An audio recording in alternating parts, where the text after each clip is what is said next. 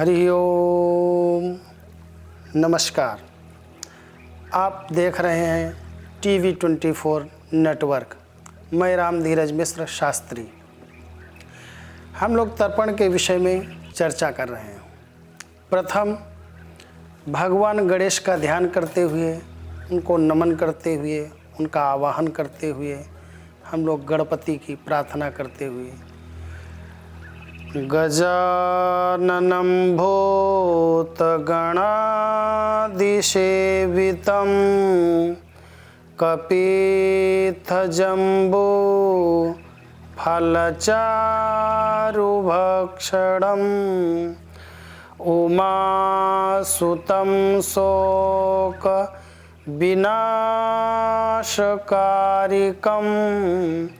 नमामि विघ्नेश्वरपादुपङ्कजम्। ओम भूर्भुवः स्वः गणपतिदेवताभ्यो नमो नमः। आवानि स्थापयामि, पूजयामि, प्रार्थनापूर्वकं नमस्कारान् समर्पयामि, नमस्करोमि।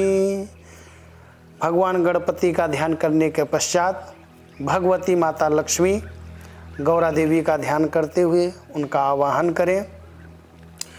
या श्री स्वयं सुकृतिनां भवने स्वलक्ष्मी पापात्मनां कृतधियां हृदये सबुद्धि श्रद्धा श्रतं कुलजनं प्रभवस्य लज्जा तां त्वां नतस्म परिपालय देवी विश्वम्। ओम भूर्भुवः स्वः अधिष्ठात्री भगवते श्री दुर्गा देव्यै नमो नमः। महालक्ष्मी नमो नमः। पार्वत्यै नमो नमः। आवानि स्थापयामि, पूजयामि, प्रार्थनापूर्वकं नमस्कारान् समर्पयामि, नमस्करोमि। भगवान गणपति, माता लक्ष्मी, गौरा जी का ध्यान करते हुए उनका आवाहन के पश्चात ऋषियों का ध्यान करना चाहिए। ऋषियों के बाद देवताओं का ध्यान करना चाहिए। देवताओं के बाद पितरों का ध्यान करते हुए उनका आवाहन करना चाहिए। पितरों और देवताओं के तर्पण की विधि क्या है, पूर्व में हम लोग बहुत ही सुंदर विधि से चर्चा किए हैं। हम लोग पूर्णिमा से लेकर अमावस्या तक जो तर्पण की विधि है उसका पालन करना चाहिए। आज तृतीया पुण्यतिथि है, तृतीया तिथि है।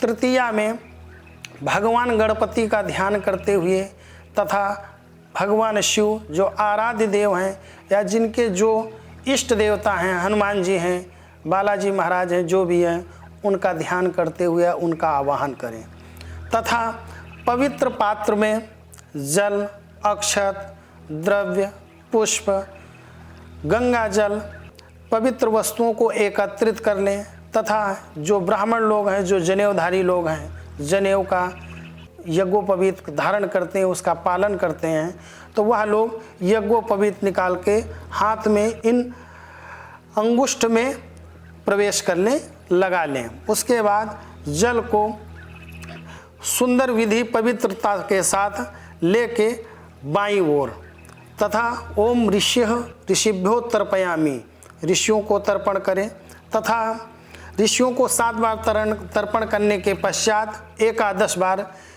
11 बार भगवान सूर्य का या जो भी इष्ट देवता हैं उनका तर्पण करें। ओम भगवते सूर्य देवाय नमः तर्पयामि। तथा सूर्य भगवान को देने के पश्चात सभी पितरों को जल देना चाहिए। पितरों को देने की विधि है कि ओम पितृदेवताभ्यो नमः पितरम तर्पयामि। दक्षिण दिशा में उनको जल देना चाहिए। पूर्णिमा से लेकर अमावस्या तक जल देने की विधि है। तथा जो जल होता है तर्पण के बाद जो द्रव्य जो शेष बचता है उसको पवित्र स्थान में विसर्जित करना चाहिए। जैसे कोई पेड़ हो या क्यारी, गमला, कोई पवित्र जगह हो जहाँ पर जल पैरों के नीचे ना आए, वहाँ पर उस जल को प्रवाहित कर दे, डाल देना चाहिए। यदि नदी कोई पास में हो या पवित्र कोई स्थान हो, वहाँ पर उस जल का विसर्जन कर देना चाहिए। प्रथम दिशा कौन सी होनी चाहिए? संभव हो तो दक्षिण दिशा में ही प्रवाहित करें, तर्पण जल दें। यदि संभव ना हो तो पूर्व और उत्तर की ओर मुख करके भी जल का तर्पण करना चाहिए। तथा जो भी माता पिता अन्य पूर्वज हैं वो भी हमारे पितर में आते हैं, उनको श्रद्धा पूर्वक जल का तर्पण करें। तर्पण करने के पश्चात यदि उनकी उस दिन पुण्यतिथि हो तो पुण्यतिथि पर शुद्ध सात्विक भोजन बनाकर ब्राह्मण, गौ, कन्या, बालकों को या गरीब लोगों को भोजन कराना चाहिए। भोजन कराने के पश्चात स्वयं को भोजन करना चाहिए। सबसे महत्वपूर्ण बात यह है कि हम लोग ऋषियों को, देवताओं को, पितरों को ये 15 दिन जो पवित्र दिन मिलते हैं, इसी में सब स्वर्ग से या जो भी जिन लोकों में विद्यमान हैं उन लोकों से इस पृथ्वी पर आते हैं और पृथ्वी पर आकर अपने जो वंश में, जो कुल में लोग हैं, उनसे नाना प्रकार की अपेक्षाएं रखते हैं कि अमुक व्यक्ति हमारे लिए ऐसा पवित्र कार्य करेगा जिससे हमें तृप्ति होगी। जब वह व्यक्ति ऐसे पवित्र कार्यों को करता है तो वह पुण्यात्मा, वह जीवात्मा बहुत प्रसन्न होती है और नाना प्रकार के शुभ आशीर्वाद देके अपने निज लोक में जाती है। उस आशीर्वाद से हम लोगों की सद्गति होती है, वंश परंपरा बढ़ती है तथा नाना प्रकार के सुख, समृद्धि और ऐश्वर्य को प्राप्त करता है।